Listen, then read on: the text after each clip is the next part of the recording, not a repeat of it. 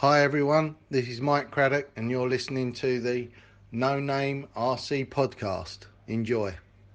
This is the ridiculous one, Jay Smoker, and you're listening to the No Name RC podcast. Ridiculous! Woo! Nitro is the glory.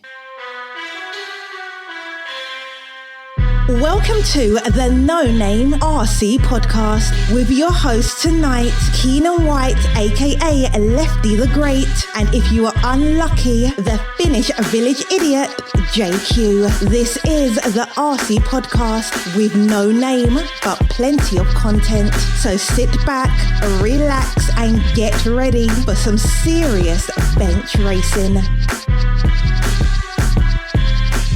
Hey, what's up, everybody? It's your main man, Lefty, and along with me today for 5 minutes is my little buddy, 2018 expert Nitro buggy champion. I don't get tired of ever saying that. Maximus Mortimus. What's up, Max? How you doing? Nothing much. Just got home from school. Yeah. Yeah, you've been burning the midnight oil lately. You've been up all hours. What you been working on? I've been working on some stuff, some secret GQ stuff, you know. Oh, would it begin with a T and end with a Y? I don't know, but it's really wide. That's all I know. Oh, that's what she said. Yeah. Well, what's up, Max? Just bringing you on real quick. We got a little bit of news to talk about in RC. This is the episode 6. I've got Mick Craddick coming on later, but you won't be around for that because it's like you got to get back to work. Yeah, of course. So this is pretty exciting. We're on episode 6. I didn't think we was gonna make it past episode 1, but I recently just went. I just got back from Fall Bro. It was pretty good, except that it rained, so we only got really 1 day of practicing, 2 days of practice, and 2 qualifiers, and it just like the heavens opened and it just rained and it was just a mud fest, and it was But one good thing, our pits were so dialed. We finally got it right. Like, we got all the pattern in the back done right. We had AstroTurf down. Oh, man, it looked badass. And Open, actually, Trent did pretty good. He he TQ'd one round and came 4th one round and ended up 2nd overall in Open E-Buggy. And in Nitro Buggy, he made top 10. He made a few mistakes in his qualifying, but it's a little too bad that we didn't get to run the mains because I think he could have done pretty good. Yeah, I mean, every time that it rains out of the race, the qualifiers are going to be a huge, like a guessing game when people are trying really hard and having a huge amount of pressure on them. But yeah, it's always sort of like a mixed result when it's only qualifying. Yeah, a lot of people are like, oh, but the Europeans racing this type of weather, man. It was mud all over the place. And I felt bad for the Badlands crew because they put in a lot of work. And, obviously we cannot control the weather, so... But and we don't race in rain. We never race when it rains. I don't blame you. I don't want to clean all that mud and stuff off. I don't know where some people got that from, but I think since I be racing in Europe, we never race when it rains. I think they race in like rain in England. Maybe not rain, but definitely mud. Yeah, like a light showers we could race, Yeah. but when it has been raining for an hour or so, we just wait until it gets dry. Yeah, well, there was no sunshine coming our way, so. JQ Racing had like 15 guys there. It was fun. I got to meet guys that have joined the team recently. I got to connect with guys that we met last year. As well, some are still on the team, some aren't. But it was fun. I mean, I really enjoyed Fall Bro. Even though it rained, I hung out with Mike Hill, Heather Hill, and the Walkers and everybody. I want to say thank you to all the guys that came and supported us. I want to say thank you to Badlands crew for their hard work and giving us a great pit spot. Brent was there. He raced his car for the first time. And he's got a big race coming up this weekend at Beach Hobbies at INS. He's got like Rivkin, Mayfield, and all those guys coming. So he's excited about that. I think Fend and Tebow are the only ones who aren't there, basically. Yeah, I haven't seen them on the entry list, but I'll know more about that race once it finishes up this weekend. I'll probably watch it myself. So I kind of would like to stay for that race and watch it, just to watch it, to hang around and watch, but my wife would kill me. So, we can't do that. So Other big news we got to announce is that the No Name RC podcast is now affiliated with RCMX Online. Now, RCMX Online is this, I guess I wouldn't say it's new because it's been around for about a year, but it's a great social media news site for RC. They've been growing and growing over the year. They have some great blogs. They're putting out some good content there. So now we're affiliated with them. You've been reading RCMX Online. I post their stuff because I think they're doing a good job. Yeah, of course. And they have been posting a lot of blogs and columns made by drivers. Yes. And I think that's like the most important stuff because you really don't get to see drivers speak out that much apart from the obligatory race reports and stuff like that, which are, well, not ingenuine, but they don't really tell as much as a column or a blog would. Right. I agree. It's good to see. I know they let Joseph on there and lots. Ronna Faulk. I think Tessman might have even made a few. Battier has done some. By the way, when I was at Fulbro, man, a lot of people came up and they really enjoyed your podcast. They really enjoyed Tebow's one. And the Battier one was about to drop, but I was there, so, But people got it early on Patreon, like they're going to get this one. So if you want to get early podcasts, go to our Patreon and donate a little bit. Every little bit helps. So this will be dropping. The early release for this will be not this next Monday. That's coming. Sorry. We're usually going to drop these podcasts on Wednesdays, but Patreon people will get them the Monday before or earlier if we can. Yep. And other big news, CJ Jellin has left X-Ray. I can't say I didn't see this coming. Yeah, of course. I mean, I think it's a surprise after making the Worlds a main. I think X-Ray, at least in Europe, has been targeting a lot of young guys and having a lot of young people on their team. So to me, this is a huge surprise. Yeah. Or was when I saw the news. Not to me. Well, obviously knowing the things behind the scenes, it's not that surprising. But seeing from CJ's point of view, it's sort of a bummed out deal. And when I read through his Facebook post and he's talking up Tuesday, it really seemed like he really wanted to stay, but the things behind the scenes really didn't allow that to happen. Yeah, I don't know full details, but I just kind of know I don't want to make. I've talked to his dad, and they're gonna come on the show here once they get settled on their new team. I really wish we could do something and get him on JQ Racing because I think that kid's like that kid's headed for legendary status, and he's probably before he's 20. He's probably gonna be at legendary status by 18. That's how much talent he has. I mean, I wish we could get him at JQ Racing. I don't know. Maybe we have to sign a deal or something. Yeah, and it's not only talent. I think he's a smart kid too. Yeah. I had a chance to talk to him at Vegas in 2016 when he was, I don't know how young he was there, but he was super young. And he did all right there. He finished, I think, top 100, so that's good for him. And back then, and now, obviously, 2 years later, he made the main.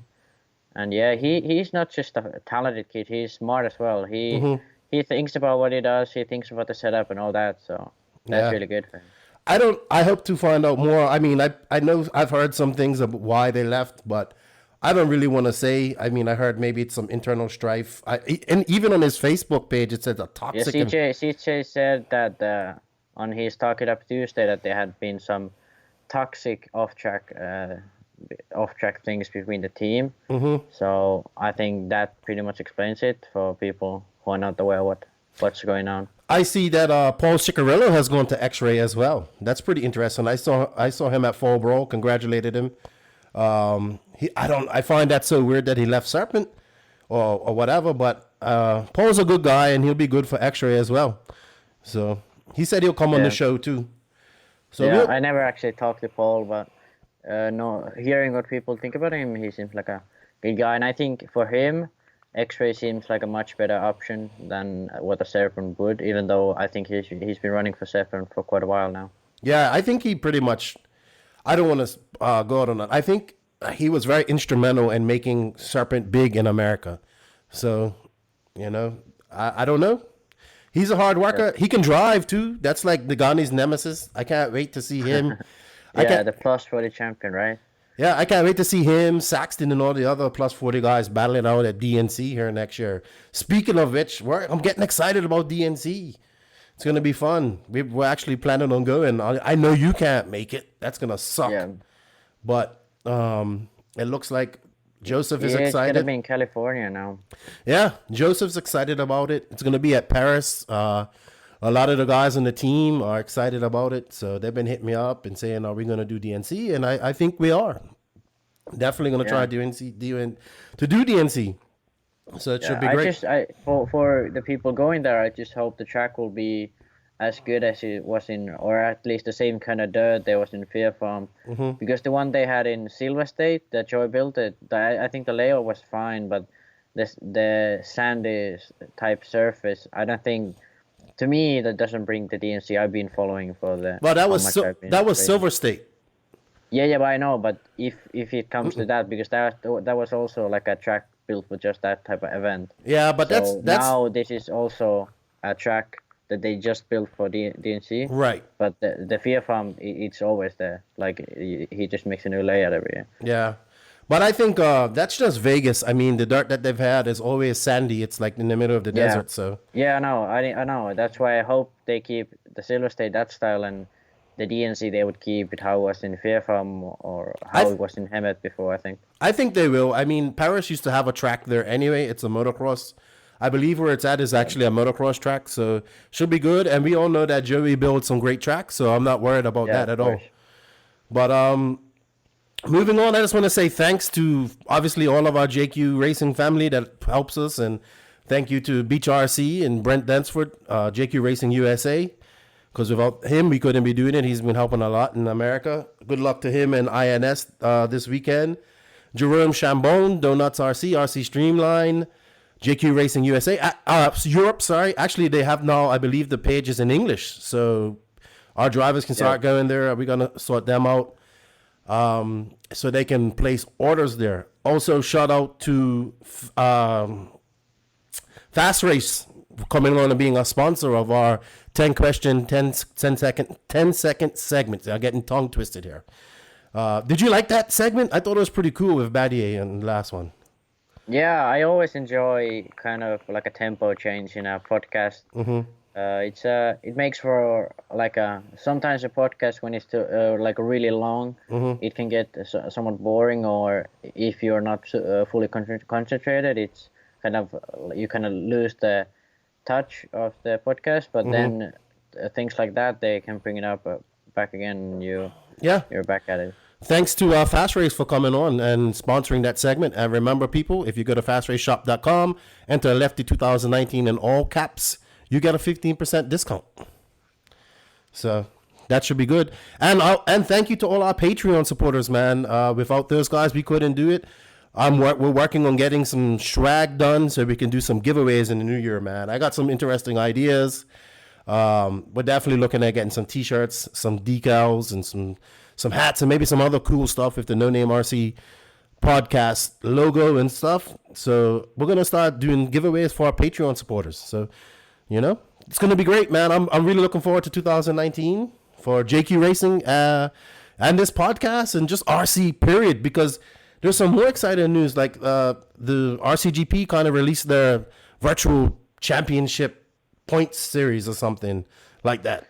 Yeah, they had released the drivers, and I think they released the manufacturers and also some other things, just like engine brands and tires and stuff like that. So, yeah. And that all is going to stay for next year, and it's just going to be a real series then. Yeah.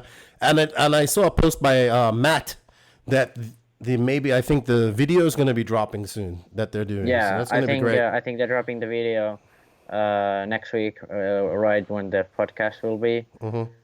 Podcast will be up. So that's gonna explain to everyone what it's really about. They're gonna understand how it's gonna work, how everything is gonna look, and it's gonna be great. I know it's gonna be great. I think so too, man. Well, Max, I'm gonna let you get to sleep. Thanks for coming on, doing this little segment of news and whatnot like that. Also, if you guys didn't know, Max has been helping me out behind the scenes with the podcast. He's really into it, and I couldn't do it without him either. So thanks, little buddy. Yeah, no problem. And I'm gonna go call up Mick, and I'll talk to you later on. Yeah. See you. All right, bud. Thanks, Max, for coming on and talking a little bit of RC before we get into the main part of our podcast this evening. With that said, this is the No Name RC podcast, episode 6, Legends of RC, Mr. Mick Craddick. What's up, Mick? How are you? Thanks for coming on to the show.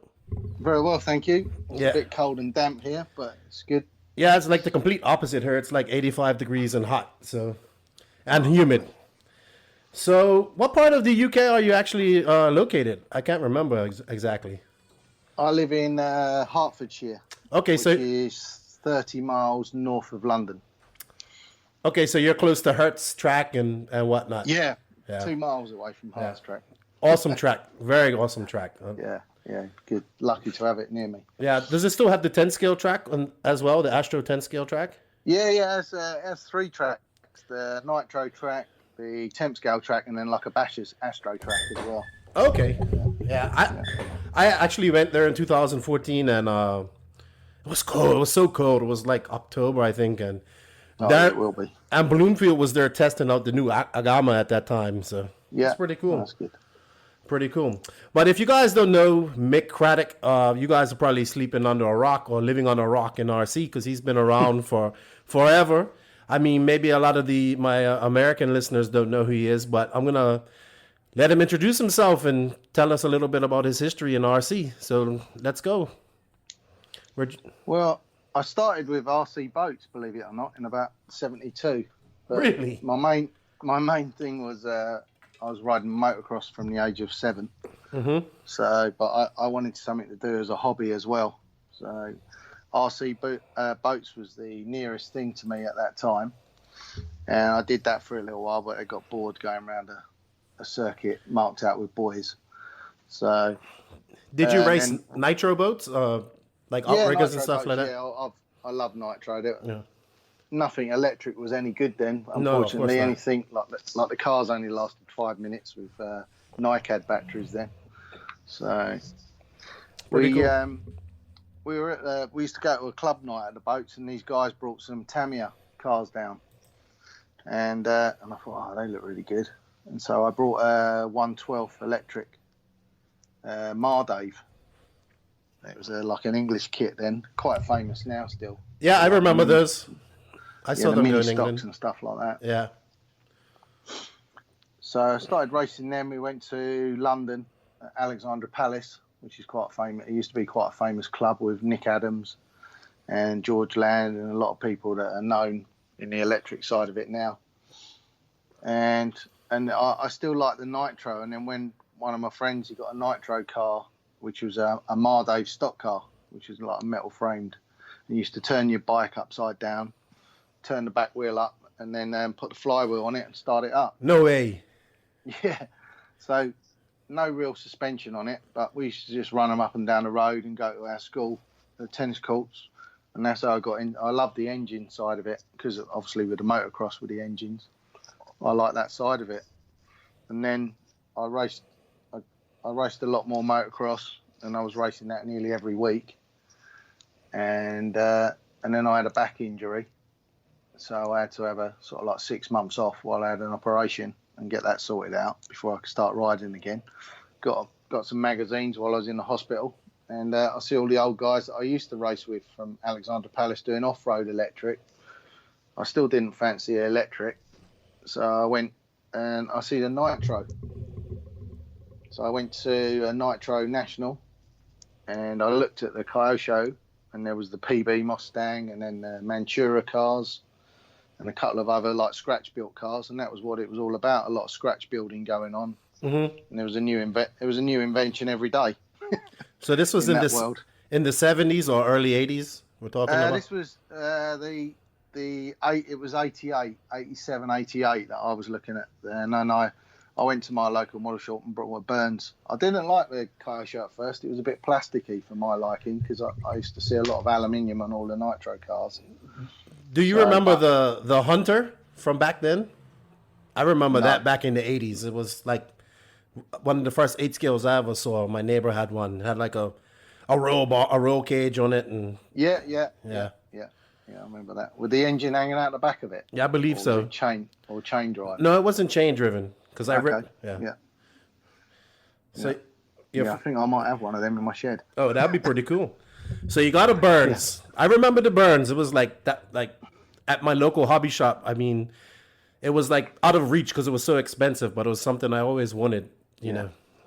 Yeah, I think I paid £280 then for the kit, Okay. and I had a Pico engine in it. Cool. So yeah, I got that running. I did a couple of nationals. I think that was in '87 or '88, and then I did a full season. No. And the rest is history, as they say. Yeah. What was in the 80s? What was probably the entries on our nationals going in? Was it more then than there is now, or how did it work out? I would say the electric nationals were higher, but I'd say it was an average of about 80 entries at the British Championships. People, not entries. People? Yeah, What not do you mean? like a lot of in America they would say, oh, this race had 700 entries, but that's not people, actual people. It's 700 entries with different classes. It was because there was only one class at the nationals. Yeah, and that was it. 1/8 then. Yeah, 1/8 off-road nitro, and that was it. There was no truggies, nothing else. Yeah, and there's no sportsman, and there's no open class there. It's always the same. The nationals are the same now. Yeah, you all race together, but they divide the like a clubman and obviously the pros and under 16s. Okay, and then veterans, but it's all scored separately, but you're not racing in a separate race. Got you. Were you finishing the race and compared to the other people in your class? Yeah. So if someone obviously if you probably could qualify like 30th, but you may be TQ in the over 40s. Yeah. Or in the clubman as well if you're in that class as well. So. That's pretty cool. And what I like about the UK is that they actually have a national series for 10 scale and 8 scale. I don't recall how many races it is, but it's not just one race. Yeah, So- with the 8 scale, it used to be 12 races a year, so one a month, I'd say, and your best 9 counted then, so it was pretty cool. Awesome. With the electric, I believe it's always been around 6 races, and the best 4 count.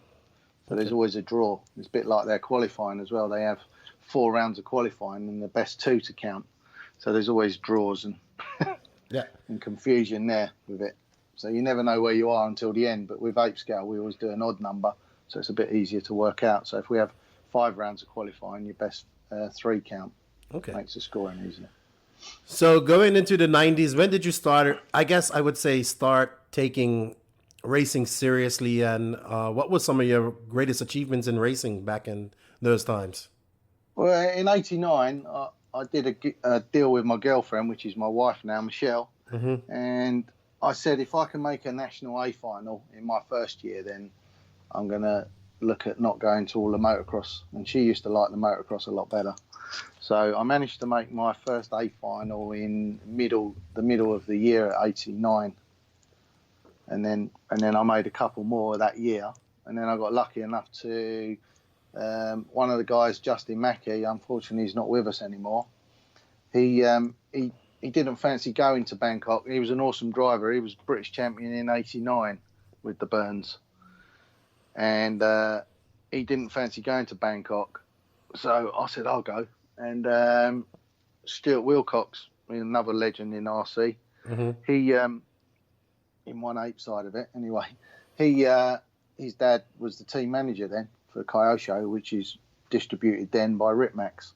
Okay. And they just said, come along, have a drive, you'll enjoy it. And so I went, and it was amazing. It was just I was like a rabbit in headlights going there. I couldn't believe it. Yeah, I couldn't believe it. It was just a totally different world. And it seemed like, like you watch TV in colour for the first time ever or in HD. Yes. That's the easiest way I can explain it now. And I think, unfortunately, nowadays, you see everything on the internet before you get there. Yes. And it just takes all of that atmosphere and fun away. I think it's just such a shame that you go to a track now and you more or less seen everything before you get there. Yeah, which is such a shame. I get that. You know. That's one of the like. It's like back in the day when you had to wait 3 months to find out race results in the magazines. Yeah, so, and you look forward to, is my photo in there? You know, everyone would be a liar if they didn't say they were looking for their own photo in the magazine. But you have to wait 3 months before you see it, and then there's about 3 pictures that you've been waiting for that long. It's quite funny, but it was awesome. That's cool. But the trip to the Worlds in Bangkok in 1990 actually started like something that I don't think anybody's even been to as many Worlds as you. We'll touch on that in a minute, but you've been to quite a lot of Worlds, so it's going to take a while to talk about. Not all of them, but you know. So when you went to your first Worlds, and you're obviously running Kyosho. How did it go from being a racer to actually becoming a job for you? I don't know how long you've worked in the industry, but I know it's quite a long time. So how did that transition happen? Well, it never really come to a job for a long time. Mm-hmm.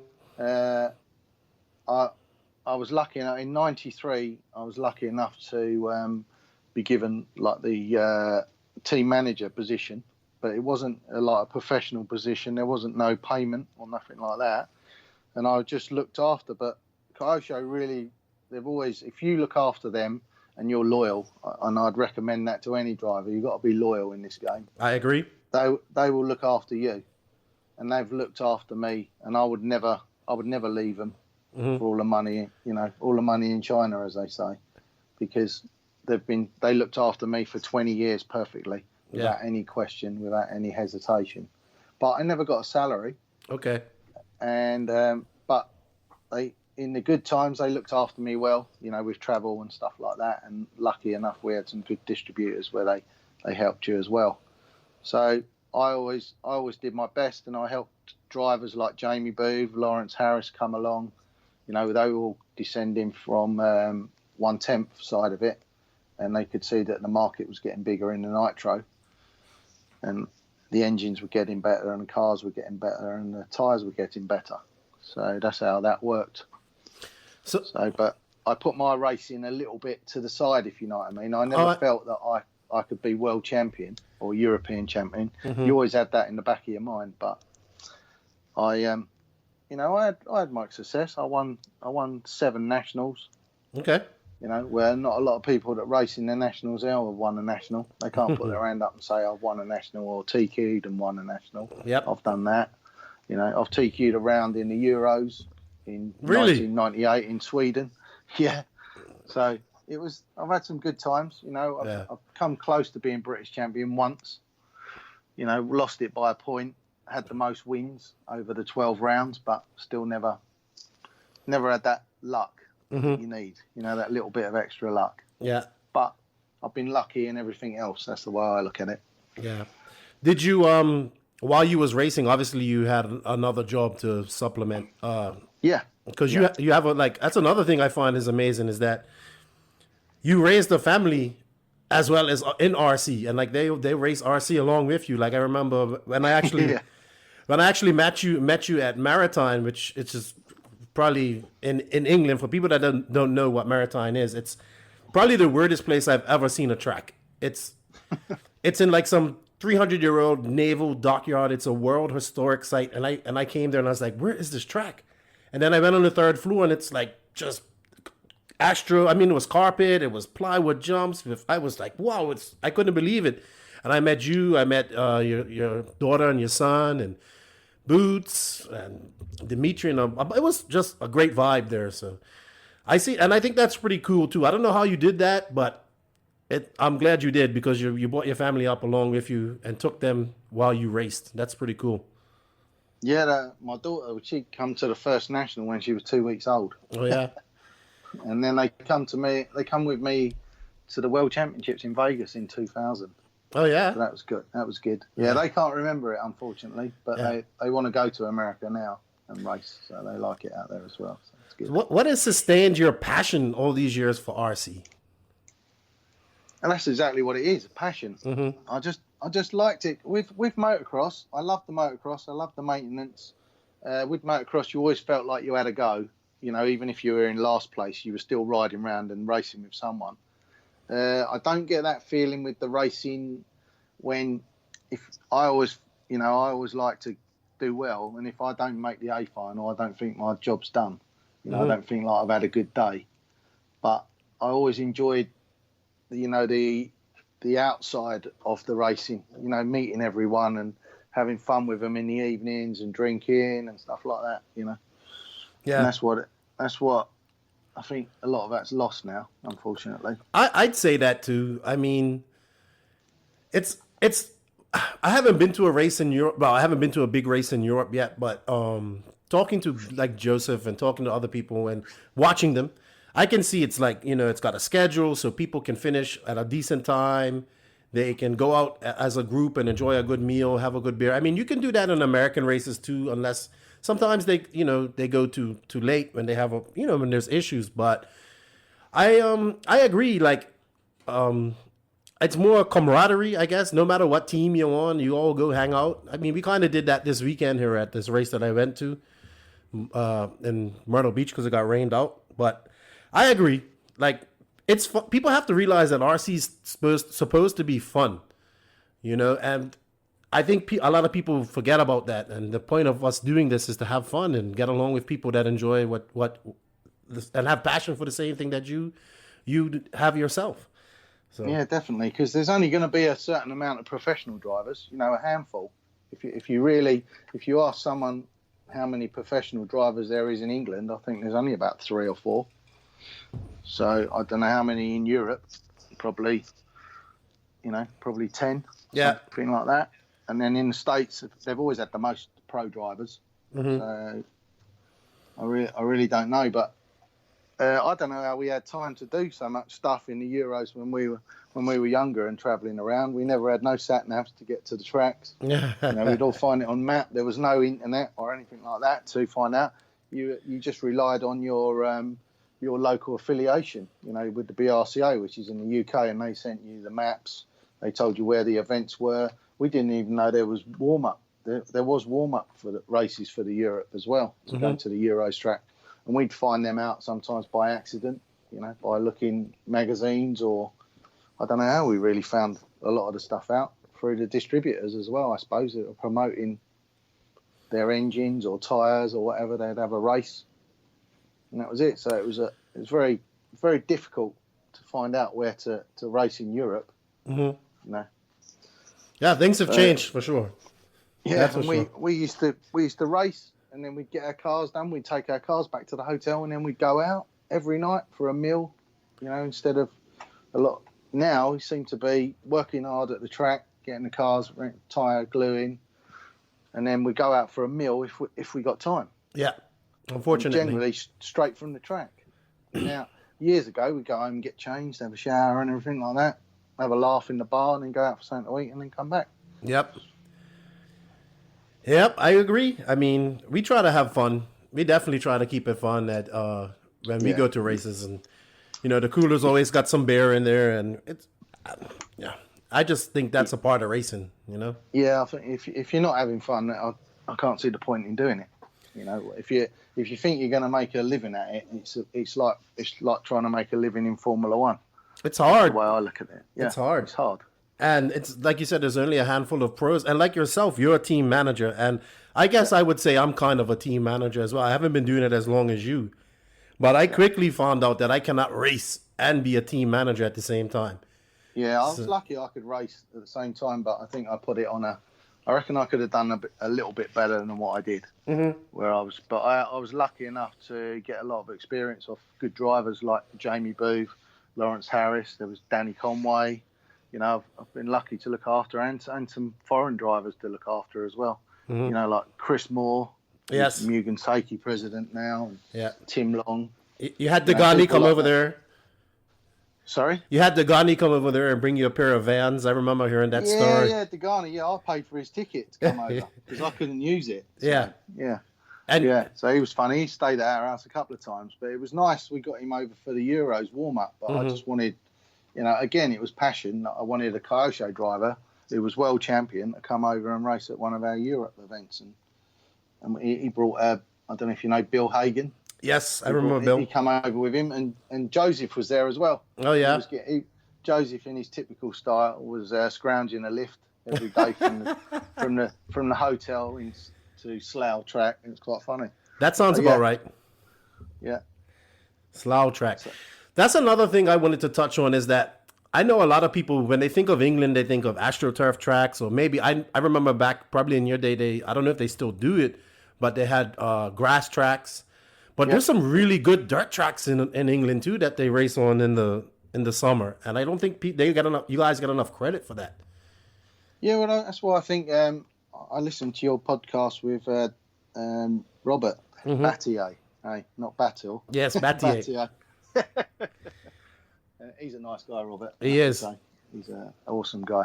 Yeah. And when he was saying about, I think we're as good as, but I think we've come along better because our tracks have evolved into the same sort of style, unfortunately, as the American tracks. A bit like Supercross. The difference between what we used to call in England scrambling and motocross, right? And the Americans did the Supercross, which is like jumps and all these preen tracks, where they're super smooth, not a lot of bumps unless they have a whoop section, and that's it. And I think we've gone that way from the grass tracks, which went into clay tracks. If you run on them enough, the grass didn't have time to grow, and they used to be all marked out with car tyres, to these nice, coned off tubed tracks where they're all rolled every time. People complain if they're not flat. Yeah, but they still get rough though. Sorry, yeah. They still get rough. Good. I like it. Yeah, I do too. It gets rough. Yeah, old school style, and that's where you learn all your driving and your skills. Yeah. Why do you think? Because I think right now in 8 scale that the Europeans are at a slight advantage. I do. I think it's because of the bigger tracks as well, because for some reason America has everything big, but their RC tracks don't seem to be that big. The biggest one I've seen is obviously the Vegas track, but all the rest seem to be a little bit smaller. Obviously the dirt's different, but that's a one-off a year track. But all of the permanent facility tracks seem to be a little bit small, and I think when the Europeans come there, they get used to it because it's not as fast. Right. Where in Europe we have big, open, flat-out tracks. Yeah. Which are the same style now, so you're hitting jumps a lot faster. Yep. And hitting corners a lot faster, so you can carry a lot of corner speed. Exactly. A lot of the American tracks are point and squirt. Yeah. Dagani says that all the time. He says, you want to be a faster, he says, I don't know if it's true, he says, you want to get better at off-road, go drive on-road and learn corner speed. And yeah, that's it. He's right. I watched the Neo this year in Spain, and the amount of speed guys were carrying around that track through the... I mean, if you touched a pipe or made one mistake, you would lose so much time. It was it was incredible. And I think... Go on, sorry. No, sir, go ahead, sorry. If you were doing a 56-second lap, you were doing well. Yeah, that's crazy. That's a big track, man. Multi-surface. I think I really would have liked to see the Americans come over and race there. I think they missed out on an opportunity to race at a really awesome track. Yeah, it's a shame. It's a shame. Yeah. So, but I mean, you got it's not the Neo race, but you got the guys from DXR doing the race at Harper Adams this next year, so that should be good. Yeah, too. That'd be good. It'll be exactly the same. Everything will be exactly the same as a Neo race, but obviously it hasn't got Phil promoting it. Yeah, and that's all I would say, really. So everything will be the same guys building the track. So it'll be a good virgin track to be on, and that's why everyone loves it. You haven't got to go to any warm-up race. It's just, it's fair from the start, and good practicing. You get the same amount of practicing everyone does. Yeah, and away you go. Yeah, I think the Neo is a great race too, because you get a good bit of track time for the money that you people. It's expensive, but you get maybe slightly less now. Yeah, hopefully it'd be nice. But you got a lot of track time, and you got off to go chill out and hang out. I think it was great. I never went, but that's what everybody told me. Go. One day I gotta convince Joseph to come out of pocket. Yeah, tell JQ you want to go, and that's it. Yeah, I'm gonna try. You know how he is. Yeah. I would like. How would you feel when you was coming up? Were there more professional drivers back in your time compared to now, or I guess what I'm trying to say is I'm trying to compare because it seems like everybody feels they're a pro nowadays. But back in your time, I think there were actually a lot more pros. Period. Like races were harder. Like you had to. Like it wasn't the A main wasn't a given. You'd be lucky if you could make a B main back in the day. You was doing good. Yeah, I don't think it's about the pro guys, because I don't think that in my sort of time racing there wasn't, everyone had jobs as well. I call a pro racer now someone who gets a salary but he's doing it full time. He hasn't got another job. He just goes practicing 3 times a week and testing parts for their sponsors that they want them to test with, and that's it. That's what I call it. It's a bit like a MotoGP or a Formula One driver. That's all they do. They don't do any other job. In my time, I didn't know any full-time drivers. I think the first one I ever knew was probably Jamie Booth with electric side of it, but he still, when he was doing Nitro with us in the early 90s, he had a job as well then. Okay. I think probably Craig Drescher as well. Yeah, I remember hearing about Craig Drescher. Yeah. What do you feel? How do you feel about sponsorships nowadays and how they're issued to people? Well, sponsorship in our day was you earned it. You had to win a national or make a national A final. And a lot of guys they say they're sponsored or I say you have to earn your sponsorship. Now you just go and ask for it. Yep, pretty much. And that's it. And then they say, oh, where have you come? Oh, I think I've made an A final in a club race or something like that. No disrespect to any clubs and that, but that's where you get your training and your experience from the clubs, and then you do regionals. But it doesn't warrant sponsorship as far as I'm concerned, and I don't think distributors should give out sponsorships unless someone looks like they've got potential to win a national A final at that time. Yeah. And then what is sponsorship? Is it that you bypass a shop so that you're putting the shop in a bad way and you're buying direct from the, you're buying direct at trade price at the shop buy it, so you're cutting out the shop?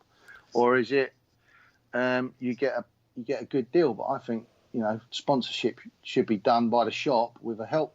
If the guy's good enough, the distributor should help. But yeah, I think there's too much of this bypassing the shops and that's what's killing the sport. And in the end, there won't be any shops. Yeah, and you won't get the good information that you need from like the club side of it as well, because there'll be too many people that have just left it with the experience is all gone from the shops and everywhere. It is a shame. I mean, when I was racing back in the early 2000s, and I was traveling a lot to America. It was unheard of. I mean, you didn't ask anybody to get sponsored, and you had to get approached if you done well. Yeah. And unfortunately, it's just the nature of the beast now. I mean, if you don't sponsor somebody or put them on your team, and it's nothing wrong with putting people on the team. I think you should, if you believe in that company and what their products and their mantra, you should support that company. I also think that companies should give more to the people that they. When I say more, I think they should. I don't know about Kyosho because I've never run them, but I think that the support has to come. I mean, everybody has to come from the top pro to the very lowest guy who's running the car. And I think some companies do that great, and I think some companies don't. So that's my thing. But the whole sponsorship thing, I don't know if that's ever going to end now, because it's just going too far. Yeah, I think there's a team and there's sponsorship.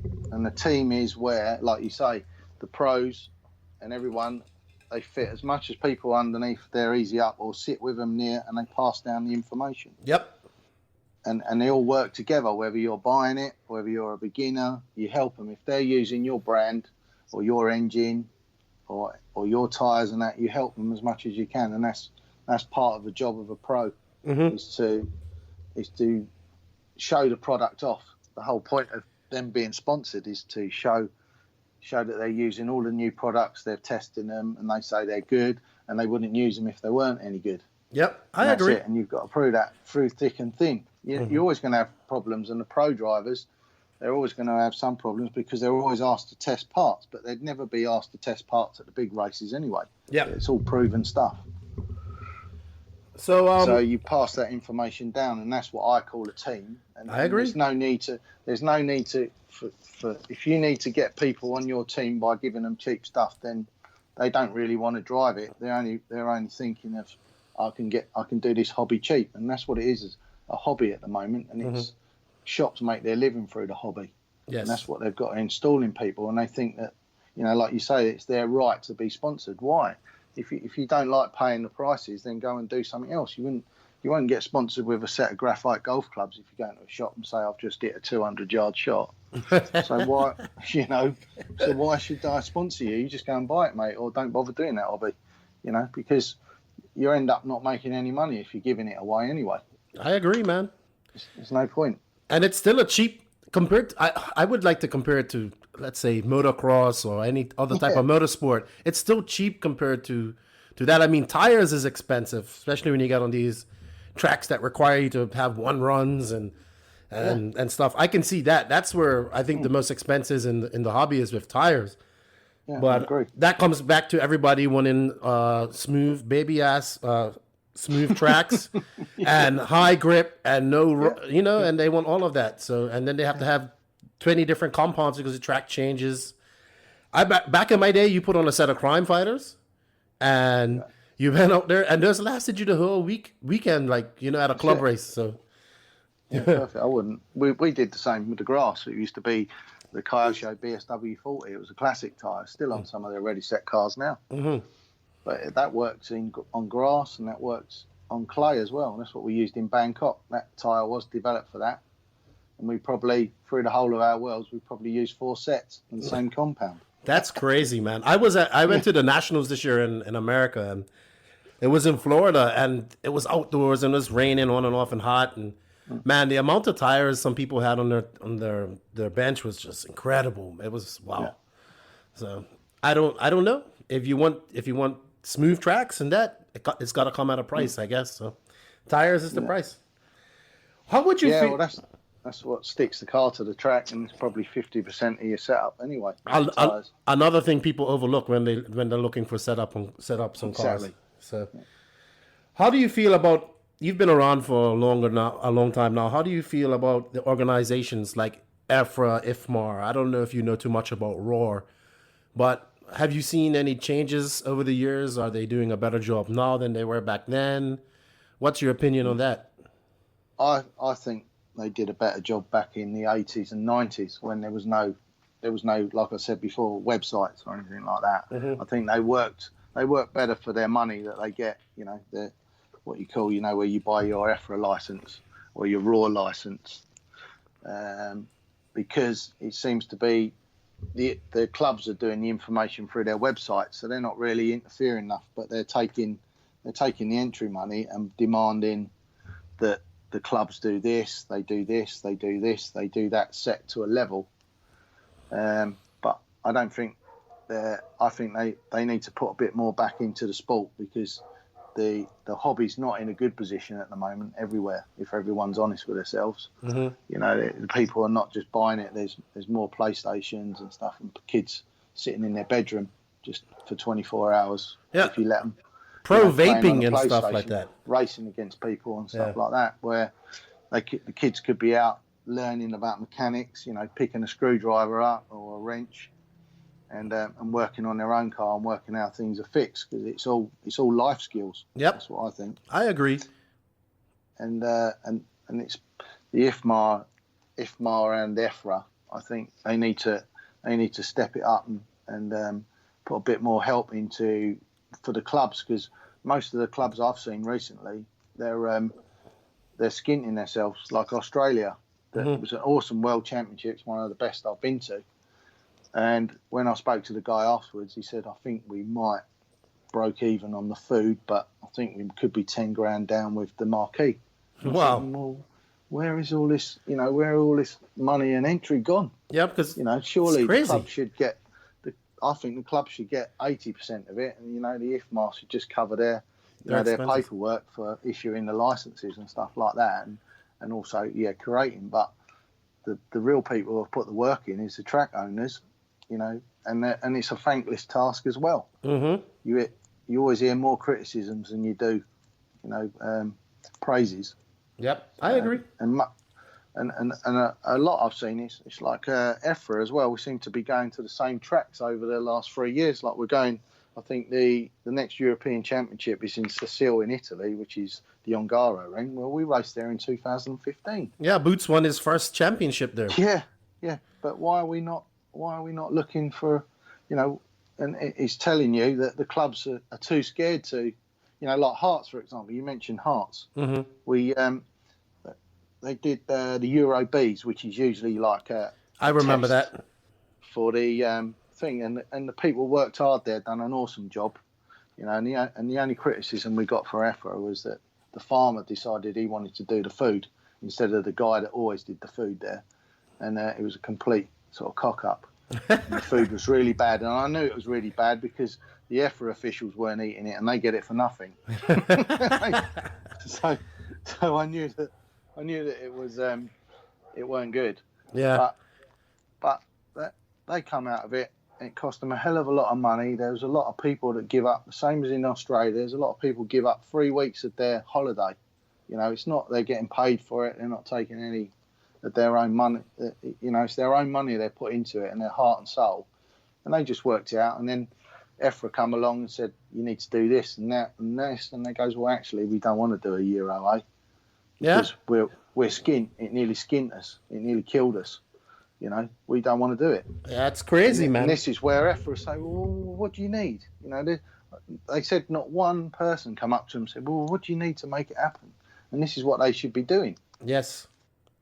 And for the Worlds as well, I think we're going to Brazil. I knew that it was going to be either Brazil or Mexico, and they've made Brazil. So I don't know how many cars or RC cars get sold out there, but how hard is that for someone like AE or Kyosho and AKA and Proline and J Concept tyres? How hard is that? Is going to get all them tyres out there in a container to supply their drivers? And I know that you've got to spread it out a bit, but I don't think the sport is big enough to do it unless someone's going to get some outside sponsorship to do it. Mm-hmm. You can't just keep relying on these people that pay the entries and that. Who's going to go from Europe? One person each from Europe or something like that. I think the world's entry is what, $400 or something. I can't remember. I don't know. It changes from country to country. It was like Australia were telling me it was 500 Australian dollars, and then I think ours is, it's $180, and then you got to have a EFRA license as well as your BRCO license. For your federation. Yes. So they're making FMAR is definitely making. 213 something entries, I think. So you times that by $500. That's a good bit of money. Like, yeah, I really don't know how it gets cut, but I know that the clubs don't get it all. Yeah, that's for sure. Or who's running it don't get it all. Yeah. So, and I think they should get 80% of it at least, because I can't see why IFMAR, even if they get 40, if IFMAR get 40% of it, I don't know why. I don't know either. But I actually, speaking of Brazil, I saw the track that they're proposing to have it at, and I'll tell you what, it's a really good track, and Brazil is got a good bit of people racing there. It's going to be a fun place to have the Worlds, I think. I hope I get to go there because I've always wanted to go to Brazil, so it's a fun place to go. I've heard it's nice, but it worries me that we go to these outlandish not outlandish places, but expensive, totally different places. Yeah, expensive maybe for a lot of people to get to. I don't know how expensive it is for American to get to Brazil, or someone like yourself who lives in Dominican Republic. I don't know how much it is, but it's got to be high bucks. Yeah, I'd have to fly to Brazil. I'd have to fly to America anyway. I think you could get tickets. I don't know. I haven't even looked into it yet. I have one guide under the races. A couple of guys races JQ, and they were telling me the tickets aren't that bad. But it's like anything else. It's still. I think how many Brazilian drivers were at Australia? I have no idea. Probably because I go by how many people how many support all the way around the world. If you've got a good 10 Brazilians going, then fair play. But if you're getting one or two, you know, it's a bit scary to just think, you know. I think there was only maybe 3 guys from Latin America. I know that my 2 buddies from Colombia. One guy, Nico Bragante, he's from Argentina. He's actually pretty good. Yeah. And the guys from Mexico and the kid from here from Dominican Republic, he went with his dad, and they paid $2,500 in airfare, you know, each. Yeah. So, but they was like, hey, it's Australia. We've never been. We're gonna go have a vacation and race. So, yeah, good fun. So you've been to every world since 19. I was actually reading this because I like your on Neo Buggy. They have the your stories about the worlds. I couldn't find. Did you go to 2010? I couldn't find that one. No, I didn't. That's the only one I missed. So you missed one out of since 1990. Out of all these worlds, what was your favorite track? Favorite track? I'd say the Australian track was very good. Really? And the Austrian track, 1994 Austria. It was totally different because of you had a 1 in 3 hill that you went up in a big W, and Sweden copied it after that. Yes, I remember in 2004. Yeah. Does that track still exist in Austria? No, that was made up. Again, it was when the worlds were good. It was you went on a track that was made up for that, and that was it. Mm-hmm. A lot of them were made up for that. Like the UK one, 96, was on grass. Okay. And it was made up. It was at Bewley Car Museum in 96, so it was all fresh. No one had driven on it, so even the English, the only thing that the English had an advantage of was racing on grass. Yeah. And we knew what tyres do, but when the grass scrubs off, the track matures, there was no watering in between or three races in, and no one complained about too much water or vice versa. It just matured into a track which is how a track should be left. I don't think you should be interfering. I believe if there's something dangerous or causing a problem for drivers where it can break their car and ruin their race, then you repair the track, but you only repair the track in the evening, so that now we do round by round qualifying rather than on FTQ, you know, fastest time overall, where years ago you qualified, you had to get your first run in and make it clean when the track was smooth and grip, because after that you hadn't got a chance. It'd be a lap slower with the bumps and everything like that, so you didn't really get a chance. How'd you make out in that race in 96 on grass and in the UK? 96 I got into the quarterfinals, I think. Okay. Like that. That's not bad. That's not bad at all. But I was looking after Jamie Booth, and he ended up 3rd place. Does he even still race anymore? Because I remember reading about him in the magazines when I was young, all the time. Yeah, no, he races with his son. Does a bit of electric racing at his local clubs. Okay, that was it, a bit of off road. Yeah, so he's enjoying it with his son now, which is good. So tell us about your least favorite track, or let's say Worlds event. Let's put it that way, track and Worlds event. Unfortunately, it was Argentina. Oh, even though we had a good part of it, it was just no atmosphere there. Everyone was scared. The only good thing I liked about it was everyone was in the same hotel. Yes, because everyone was told, you know, from day one with this customs problem. Mm-hmm. You know, where you were scared that you weren't going to come out with any of your stuff, and people were saying, "Oh, I had to run through." When they went to the warm-up, they were in there for, I think Drake was in there for about 12 hours or something like that, with Tim Long and stuff like that. It was just terrible, and I can't believe that they carried on with the event and that, where everyone was just paranoid of going through customs. We got off the aeroplane and we're just thinking, oh, we've got to go through this customs thing, we've got to fill this paper out, will we be all right, will we have the stuff taken off of us, will we have to pay this extortionate amount of money? Because if we had our stuff taken off, we wouldn't be racing. No, it's crazy there. Joseph and I went to Argentina last year. We flew up to Mendoza, and they let Joseph through, no problem. Yeah. And then I came through, and they like searched everything, and they were like, because I spoke Spanish, and I was talking to them, and like, oh, you're here for this big race. I'm like, they knew about the race and all this type of stuff, but like talking to the Argentinians, they're like, they pay ridiculous prices for kits. I think like Mugen is like $850 there. Yeah. And it's just with like customs is so strict on what they pay. They pay out of the ass. It's insane. But their motors are cheap. That's the thing I can't get. They sell motors for so cheap, but kits are so expensive. It's crazy. Yeah. I think the motors are easier to kind of get into the country than the kits. Yeah, only a small box. Yeah, I mean, guys get kits in plastic bags. They don't even get them in the boxes. Yeah, But that's why then they take them out of the boxes so they don't look so good. But I think in our experience traveling, Argentina has the highest level of RC in South America. I think there's a guy there named Cutini, and he's good, and he just doesn't get to come out and race anywhere. Yeah, it's unfortunate, isn't it, that they sort of can't get out and travel. You know? Expensive, man. He says it's just expensive. Yeah. And he's young. Yeah, it was. Yeah. Sorry, go ahead. But it's all right. It was just scary at Argentina all the time. You know, we were told there was the hotel that we stayed in was a Holiday Inn, and you could see the track from there. Mm-hmm. And there was a bridge with like a wire cage all the way over it. Went over the freeway, and they said when you go over there, make sure that you know the person that's walking behind you, and you know that if there's anyone waiting at the end of the bridge, you know who they are as well. Really? Because they said what they do is one guy will wait at the end and one guy will walk behind you, and they just mug you halfway through the bridge. You know, so we were just like, Jesus, this is. And then even the Kyosho cabin got broken into, and all the spares were stolen. Wow. And one of the guys there from Argentina knew who it might have been, and then all of a sudden all the spares turned back up. So I don't know what happened, but someone sorted out something. Some mafioso took that.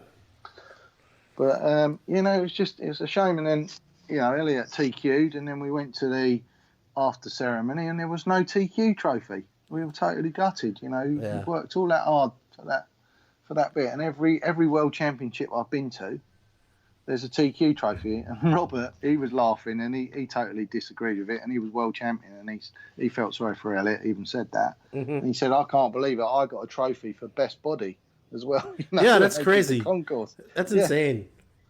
I feel I've been saying this for a few years now. I do like when they do the nationals in America, TQ I believe goes right through. And I kind of think that should happen at the Worlds event, because then TQ actually means something. Yeah, I think you've worked that hard, and I remember Jamie Booth saying it when we had a Euros at 94 in Pendle in England, and Philip Lachat, his dad designed a Leroux car. I remember that. And he TQ'd, and he broke his car in the semi-final and didn't go through, and he should have gone through, you know, automatically, like you say. I believe that. That's the whole point. What's the point of having TQ? You don't get an extra point in the championship for it. Mm-hmm. You know, you may get a trophy. There was a lovely trophy for the Vegas trophy, you know, for TQ, and unfortunately Elliot lost that by a point. Yeah. So I was gutted for him then, because that trophy was awesome. It was as good. I thought that was one of the best World's trophies I've seen. I have to say, the Vegas one with the pistons on. Yeah, that was pretty cool. Yeah. Boots. I think Boots is just fully punched. I like him. He's a great driver. I was upset that he didn't make to the final, because I thought he had something for. Why? Thank you, my lovely wife, for bringing me a nice cold beer in this hot weather. I'm going to shout at Michelle in a minute to get me a beer. Yeah. So how after Argentina, obviously Boots, I think did he break or something in his semi? I can't remember. No, servo. He hit something and it bent the pin in the gears. Was this in Argentina or? Yeah. Okay. Yeah, in Argentina in the semi-finals. Yeah. So he was about 3 laps. He hit something hard. And he said it felt like the battery was going flat, and then he just lost total control of the car. Yeah, that sucks, man. And then in Vegas, he was in the final, and made his first Worlds final. Okay, and we were happy to be. We just got the wrong information regarding the tyres. I think we should have stayed on the tyres because we raced. For some reason, they wanted it to be in the dark for the final, and so we raced in the red hot heat, where the ground was hard and everything, and then we were told it's going to be cold and damp, so you want to go on a softer tyre, and we were advised to go on a softer tyre, and tyres we just had no tread after 20 minutes, and it was really twitchy in places where it was high grip, and there was no grip in other places. So he just couldn't compete. He made a silly mistake at the beginning, hit a bump, and just had to wait for the whole trail to go through. Was that the bump at the end of the straightaway? No, Okay. at the opposite end. Before you went through the S's, it was the far right of the track. Yeah. There was a bad bump before you went on sort of like the block paving. Just before that part, he hit the middle of that, and he was upside down, and the marshal wouldn't get it until everyone had gone past. No, that track was rough. He made his way back up to second, but he was pushing that hard that he blew his tyres were gone after 20 minutes. He's so punched, man. He's so punched. It's insane. I watched DNC last year. I watched it on I wasn't there obviously, but I watched it, and that step up, he was like the only person that I saw that could come in there full speed, scrub it, and then whip it. And he would make mistakes doing it, and he still finished second. But he was the only person doing it. He couldn't see the bottom of that jump. That was the problem. Where he was standing, he couldn't see. He couldn't see the bottom of that jump. So I don't know how he gets away with some of the stuff he does. How about his performance here in Australia? Because he hasn't. Well, I can't say. I don't know, but I haven't really seen him race too much this year. He didn't come to DNC. He did do Neo, Montpellier in the beginning of the year. Euros, he was. I can't remember where he finished in the Euros this year. Yeah, finished fifth. Okay. In the Euros, yeah. But we've been working hard a lot on the car and that, because obviously the car's 10 years old now. It's still competitive, but we have to do a lot of work and a lot of pre-racing and setups and stuff like that to get it to work at the same level as the newer chassis that have come along. So we've just been testing a lot with that car and trying to get it work as best as possible within the refines of Kyosho let us. We can't. A lot of other teams like Associated can bolt Mugen parts on and other parts. I'm being truthful. There's a lot. Of that's true. You're right. Bolt anything on. We're not allowed to, and I suppose it's the same with X-Ray team. They're not allowed to bolt on anything as well. I heard that too. Yeah, so AE, they're allowed to bolt on. I think I've been told that they're allowed to bolt 6 different companies' products on their car, and that's it. That's as much as they're allowed to do. Just 6? Yeah, that's what I've been told. Just 6, that's crazy. That's insane. But if they've got to do that to win, that's it. That's fair enough with me. I've got no problem with it. I've got no gripes. But we're under contract to run Kyosho products only, and that's all we do. And we've had a good time with the car, and now it's coming to it's sort of like everyone's caught up. That's the way I feel. And I saw a notice on Live RC that there's a new car coming. I don't know if it's an 8-scale car. I know you probably can't say anything about that, but it's probably all I can say is we've got a 10-year-old chassis. I think we're due a new one. I was about to say that. So that's good. And I'm going to be honest with you.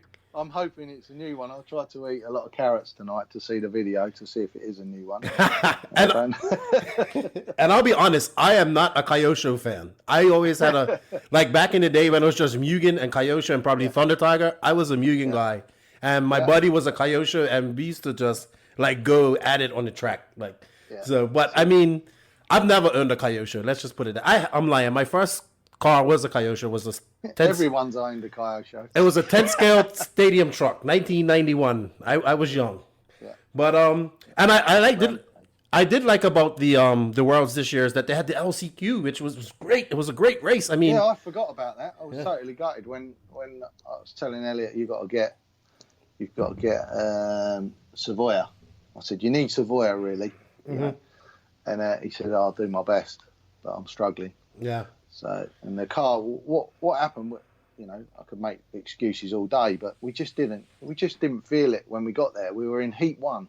We couldn't work out why we were in Heat 1. We finished 10th in the world. We were in Heat 1 with no disrespect, but slower drivers. And then Lee Martin was another one. He was in, but I could probably understand that if he didn't. I don't think I think he raced at Vegas in the Worlds, but he was in Heat 2, so he had the same problem as us, really.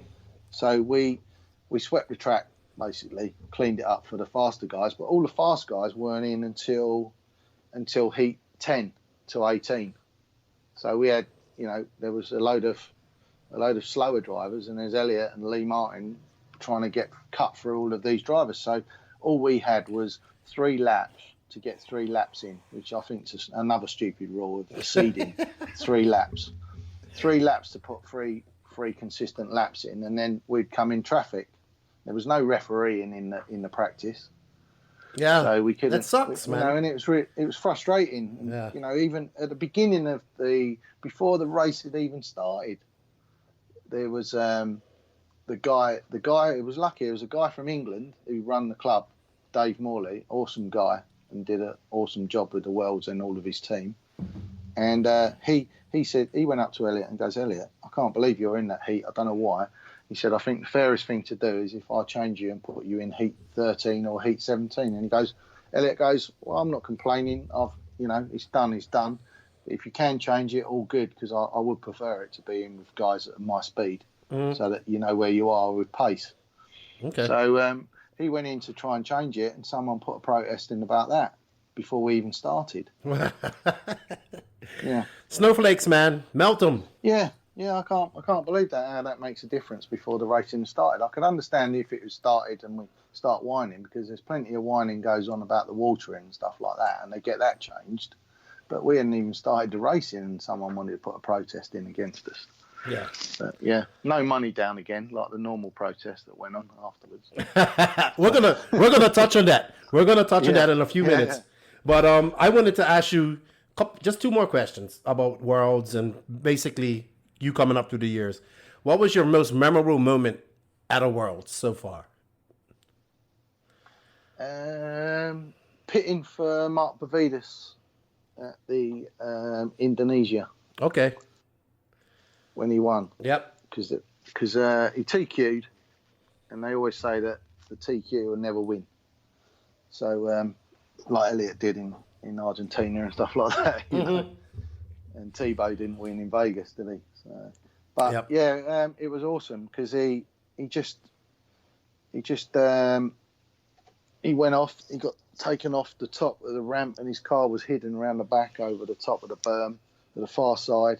Took ages for the marshal to get it. So basically, he was sort of like half a lap down after the second lap, and he kept driving. We pulled him in when we needed to with the fuel. He was on a good fuel strategy, and then he was racing with Scott. Scott Walker, not Scott Walker. No, not Scott Walker. His name's Hughes. Is it Hughes? He used to work for Hughes. Yeah. Michelle just shouted out Scott Hughes. Yeah. I don't know why I said Walker. Yeah. I was thinking of Scott from England. Yeah, you're thinking the old JQ guy from Coventry. Yeah, so and Scott, he was racing with Scott Hughes, and they both come over the jump together, and I shouted up to Mark, take it easy, just keep it going. And he thought he'd come in for fuel, and he come in for fuel sort of like at 5 minutes instead of 7.5 or 8 minutes that we were doing. And so we had to sort of stretch him out, and it's funny, we had to keep it quiet. That's when we needed headphones then. Yeah. And we were like, I was just going easy on the gas, and he managed to pull it out. And Scott said afterwards, if I knew you were low on fuel, I would have pushed harder than what he did. He was quite happy to settle for second. If he'd have pushed Mark, he would have lost it. Degani claims he should have won that race. He says Yannick Agwan was out front. I think this is the race. He was just flying. Yannick was out flying. He broke. Degani got second, and then he broke a spurger. He's like, I lost that race because of a broken spurger. I should have been 2-time world champion. Yeah, well, that's how it is, isn't it? That's racing. That's because he changed to Iboa instead of staying with Fayosha. He would have won it otherwise. He went for the money, I think. I think he went for the money. I remember when he switched over to Habao. I can't say it. My next question is pretty hard. In your opinion, give me your top 3 8-scale Nitro racers. You would rank your top 3 8-scale Nitro racers over the years. Who's like over the years? Yeah. Can I do them like old and new? Yes, of course. Good, because I think it's a bit of an insult to say just 3 drivers, because there's loads of awesome drivers out there. I think years ago, I think it was Mark Bavidas, Cody King, and Renault Savoia. When he drove Mugen? Yeah, and now Okay. I'd say because they're so consistent. They're professional. They're consistent, and Sushi Hara as well. To nearly win, he nearly won. You could say, like Degani's saying, he nearly won 3 worlds without a failure. Yeah, he won in Charlotte. He battled his heart out with Cody, and Cody did an awesome drive. I hate it when people say that Cody got lucky. He didn't get lucky. He won that championship in the last 10 minutes, really. He was there and he just kept it going and he kept going. And it's because it's Cody's nature. He hasn't got a care in the world. He's enjoying himself. Yeah. He was a kid. kid. After he won the world championship, all the pressure was on him then. Yep. And you see him decline. He was like 2 years, he was struggling to win anything. Yep, you're right. All the pressure of being a WC, like a world champion. And that's it. But when you look at it, like Hara and Pavidis had so much bad luck, and he TQ'd a few worlds. He TQ'd in Vegas. He TQ'd in Uruguay, where Degani won it. So and it was crazy. He broke it again. The TQ should have gone straight in, but he broke a ball joint popped off, which is never happens on a KO show. Okay. And it did, and it popped off, and we still talk about it now when we talk, about racing. So yeah, I'd say, Hara, Pavidis, Robert Battle, Cody King, Kanai, because of their professionalism and consistency. And when Cody was on his game, and he was professional, him and his dad were a professional setup, and they've always been loyal to their sponsors, and they've always, promoted everything really well. Yeah. So I would say that. And for the UK, I would say Tommy Chung, Stuart Wilcox, Jamie Booth. All good drivers. And now, Elliot Boots, good.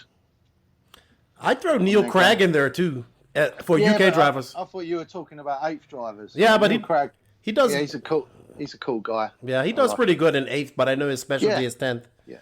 Yeah, but I thought you were going by sort of like world rankings and European championships. So. Well, I mean, all right. Here's the better question: who's the best you've ever seen? One person. What? One person? Yes. Naturally talented. Yes, not by world championships, just natural talent who should have been probably the best in the world or was the best.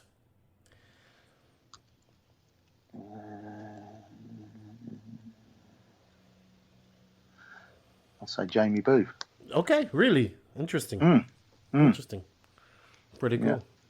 Pretty cool. All right. So now you've become. I mean, you're already a legend, but you got even more legendary status here in the last 2 weeks. I don't know how I'm a legend.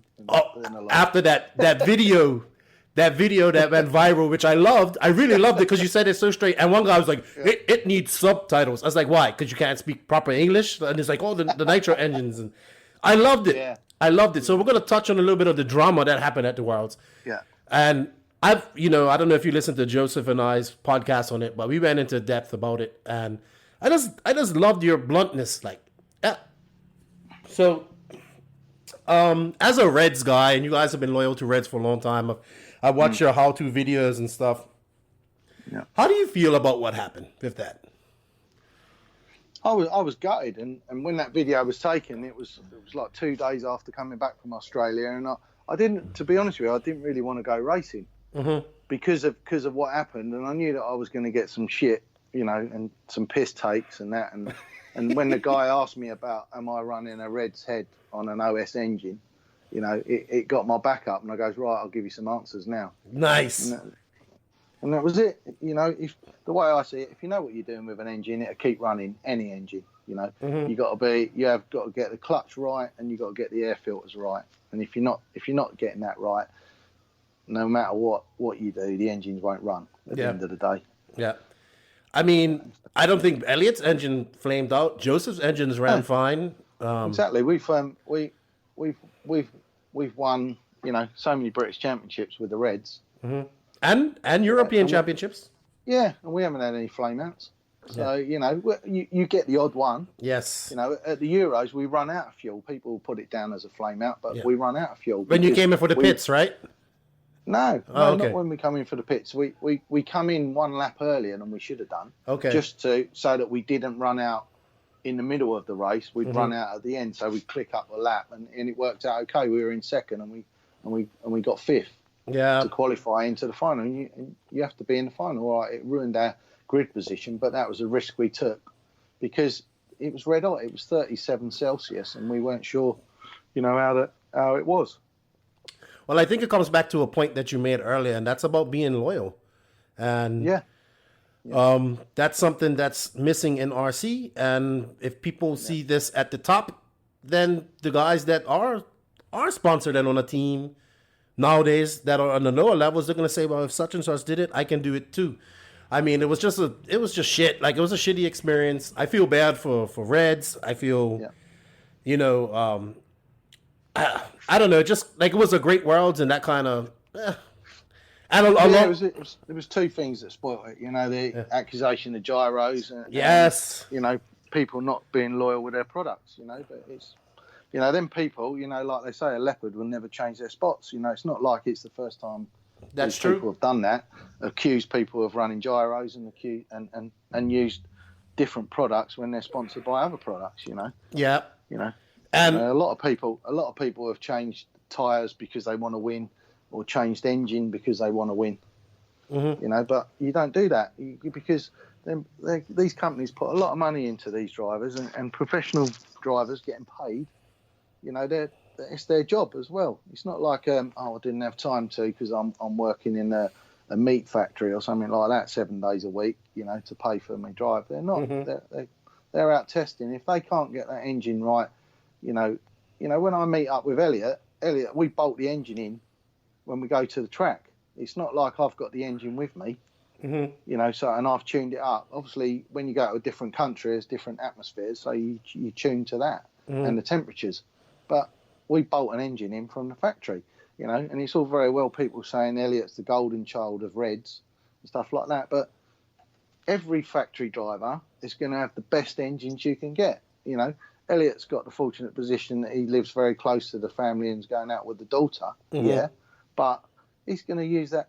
He's going to use everything to his advantage. If he can get the best stuff, Elliot goes out testing 3 times a week with engines, tries all sorts of wonderful things. Yep. Sometimes I hate it. He goes, we just get some perfect engines going, and he goes, right, we've got to test these engines now.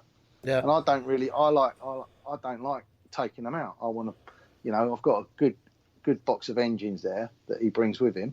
They've all been rebuilt, and I know they run sound. You can bolt any one of them in and fire it up and tune it, and that's it. But we have to try. We're constantly trying new engines. Obviously we don't try new engines at the race. We tried and tested, and that's how it is. Yep. There's a big difference between what Reds do. They actually manufacture engines, compared to the people that keep saying about OS base, whether the OS are made in China or whatever. I don't care what anybody says. They're an OS, and they'll never be as good as an OS fully made in Japan engine and bolting a different head on it and calling it another engine. And they're not being manufactured. They're being manufactured from the same place. So basically, you're racing the same engine, but one of them's a quality engine from Japan, and one of them's an engine that may have been built in China with Chinese materials. So at least we know where our stuff's coming from, and it's all, it's manufactured. There's only a couple of engine manufacturers left now, really. There's OS that make all their own engines. There's Nova Rossi that make all their own engines. Reds make their own engines. Even though they're designed and maybe outsourced to be built, but they're made to their design. Right. Got you. Where, everyone else is using the same OS design, and it could be a 3-year-old engine block OS that made. You're never going to get the best unless it's an OS. It comes from Japan. Yep. And the same, and Pico make all their own engines. Okay. So, they're trying hard, and they're doing well. I like them. They're a small family-based company. Exactly. Small company. Exactly. I know Joseph works with them a lot too. Yeah. He's another guy. People will give him credit, but he's very loyal to his sponsors. Totally. I mean, he gets on me sometimes. Like, it's like, you can't do this and you can't do that, and I'm like, all right, cool, no problem. Yeah. But I'm not dissing the OS. Oh, I get it. I understand what you're saying. OS is an awesome company and always have, and they've got years and years and years of history behind them. But you've got to give credit where it's due with all the other manufacturers, and it's funny how all of the good other manufacturers come from Italy. It's strange, isn't it? And a lot of fast racers come from Italy too. Yeah, exactly. So and they don't all use gyros like everybody thinks they do, which which is ridiculous. Like, I mean, I was at DNC and Figueroa and Barufalo were really fast, and it was automatically that they were running gyros because nobody really knew who they were. No. I knew who they were because I watch European racing and I know that they're fast.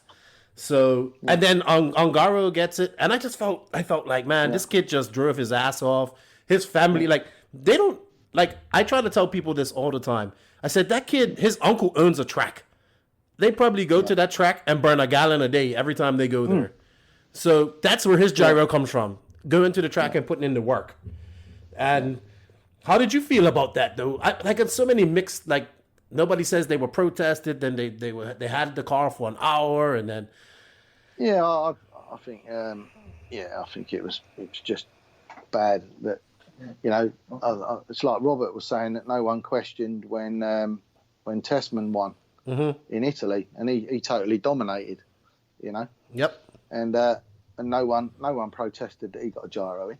Nope. Well, they could have, because the way I see it, everyone else, all the Europeans and that, and a lot of the RC racers are good sportsmen. But when the good guys get beat, then it's got to be they've got to be a gyro, especially if you go to America and you're European and start beating.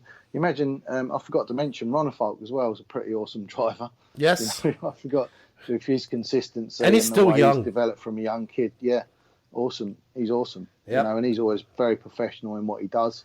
So I forgot to mention him, but you imagine if he went to DNC, like Elliott was nearly the first person to win. Yep. And it was funny at Mayfield won with all of his Reds engines. That was funny. I remember that.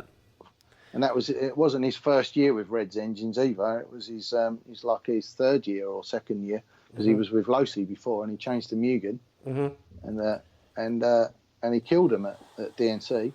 In the truggy class with a Reds engine. He won all three. He won. Well, obviously not in electric, but But if Boots wasn't. I mean, it comes back to that step up, man. He was just like consistently like he was just consistently like I'm gonna scrub this, whip it, and when he got it right, it was so fast.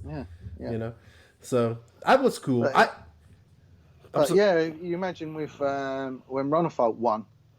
He was the first European to win at DNC, and no one said, "Oh, he's got a gyro," did they? Because he was already world champion. So he's world champion. Well, they had the gyro thing previous to that.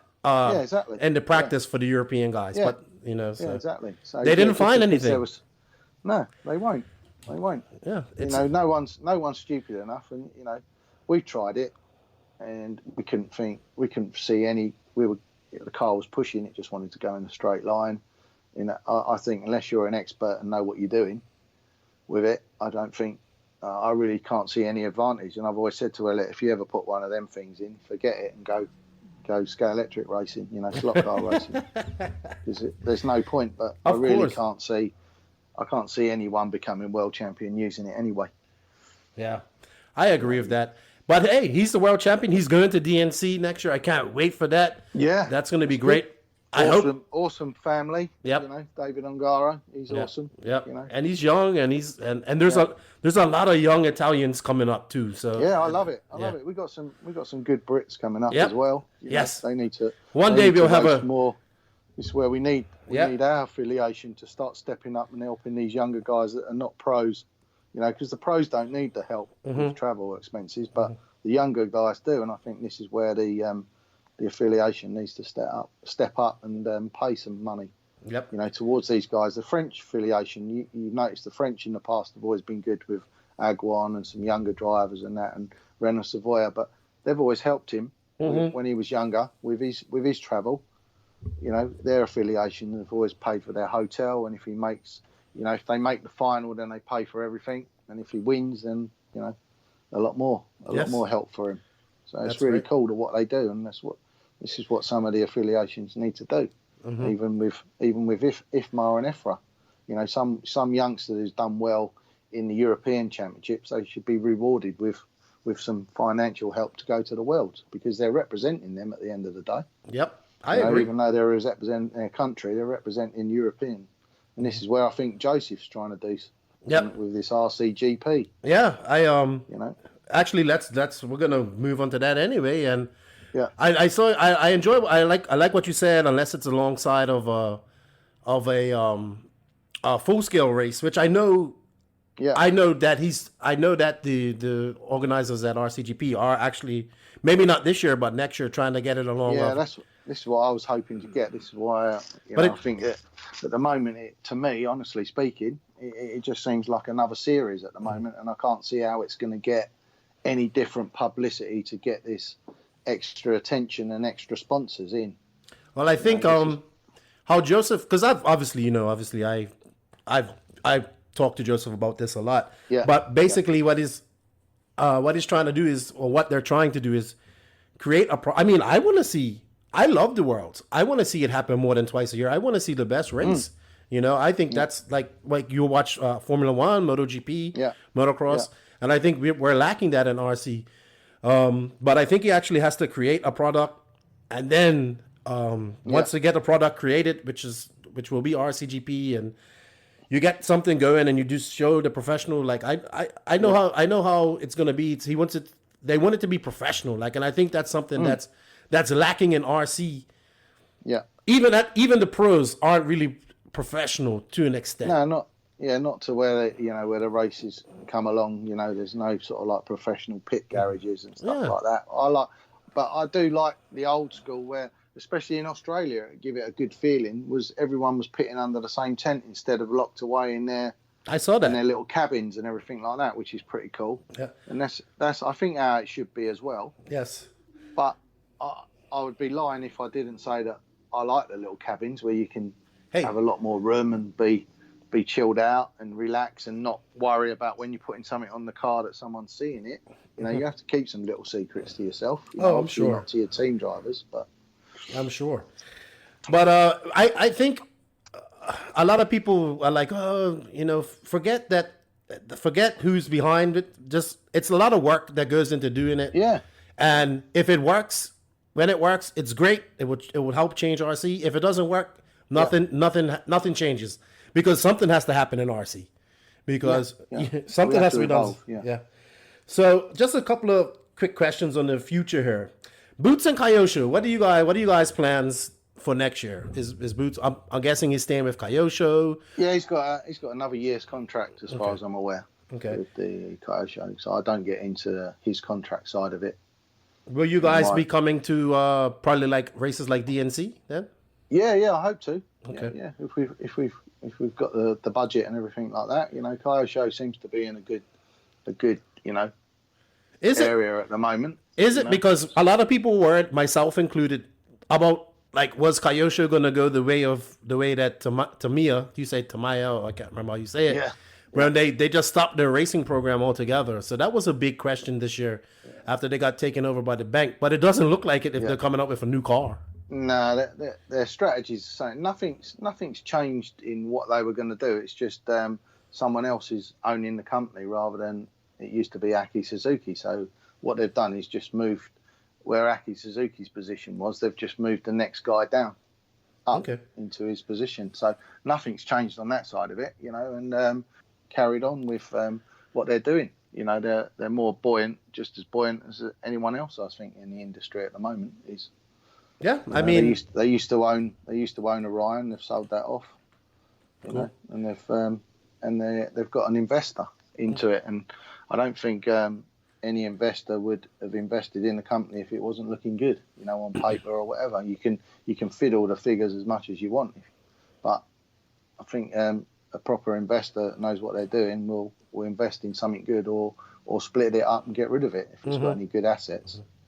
Well, that's good to hear that they ain't going anywhere. I mean, they've been around for so long, and exactly. It would be, I really wonder who their American driver is going to be, because all signs are pointing that Tebow probably isn't going to be there next year. I don't know anything, but I don't know anything, and that I just worry about the European side of it. And like I say, I don't get involved with the contracts. You know, my job is to look after the European drivers as much as I can with help and advice. Awesome. And you do a great job at that. Oh, thank you. And they sort their own contracts out of what they do. I don't know. I couldn't even tell you what Elliot's getting in any of his, and it's not my interest to. You know, as long as he's as professional as he can and dedicated and has the passion, and he definitely has a lot of passion. You know, obviously he wants to win everything and win everything as fast as he can. Where if we could just slow him down a little bit, I think he'd win a lot more. He's still young. He's what, like 25, 26 still? Yeah, 25. Yeah, so he's got a good 7 or 8 years in him left yet. Yeah. So. Yeah, he's got to slow down a touch. I mean, he's just crazy punched.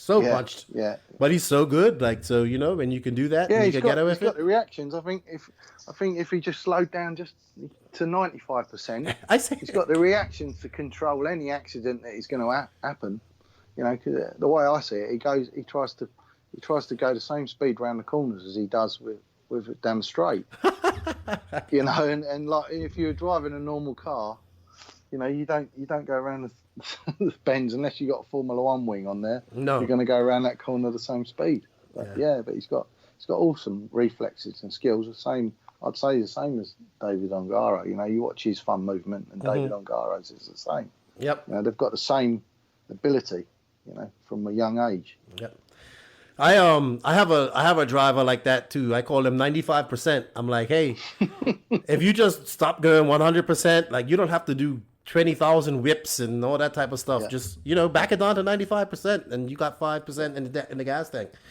All right. Well, I have one question for you here. What would you change in RC now if you could change anything?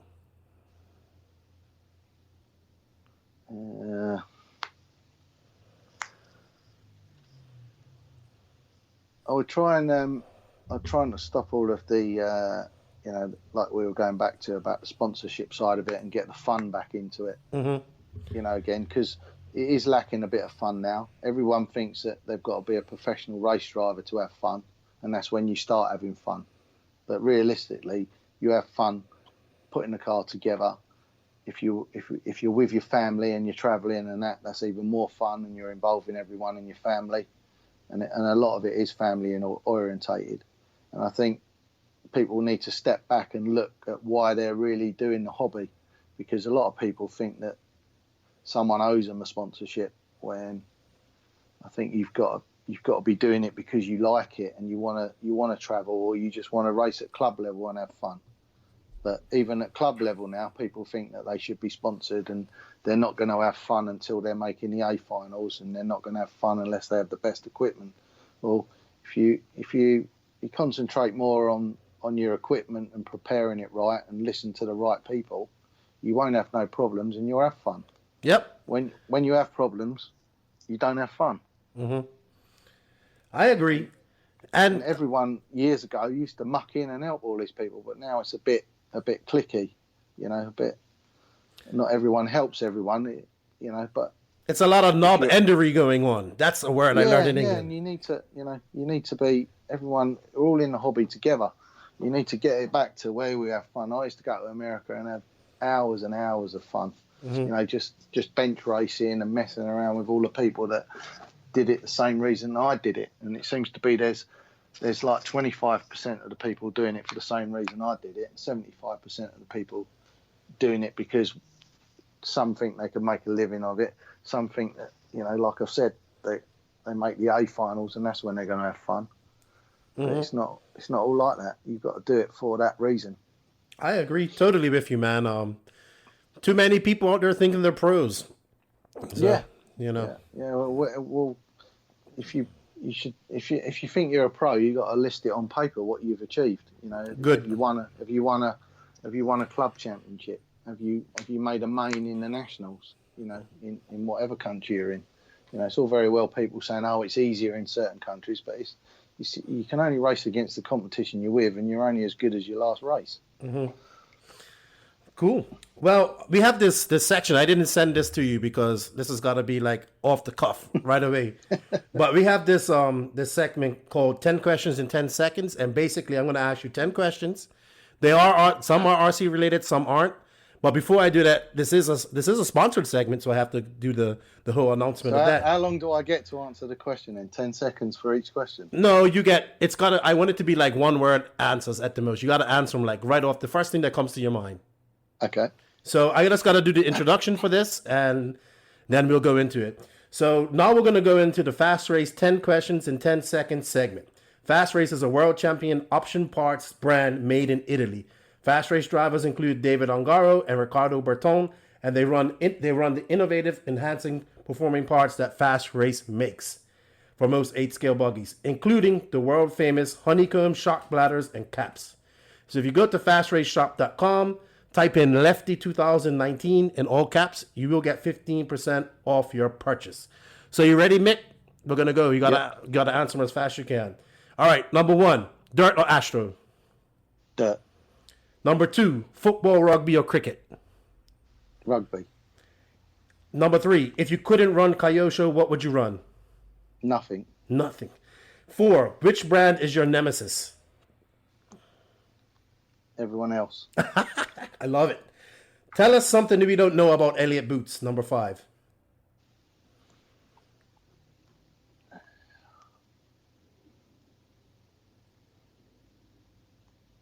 He loves animals. Great. 6, favorite track ever? Hemet. 7, what driver did Kyosho miss out on signing over the years?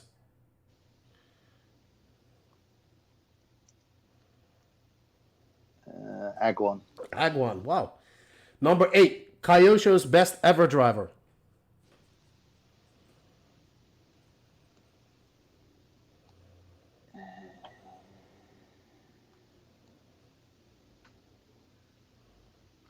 I don't know.